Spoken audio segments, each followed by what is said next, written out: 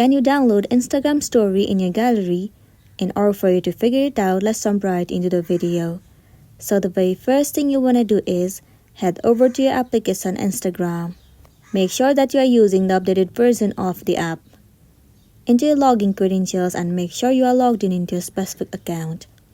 Once you have been logged in, now you need to head over to any of the story in which you want to download it inside the gallery. Let's say you want to download this photo. What you need to do is click on this three dot icon at the top right corner. You can see there is no any option or the feature to save it into your gallery. So what else you can do is tap and hold the picture and then take the screenshot of it. It is likely to save your photo or the video into your gallery from Instagram story.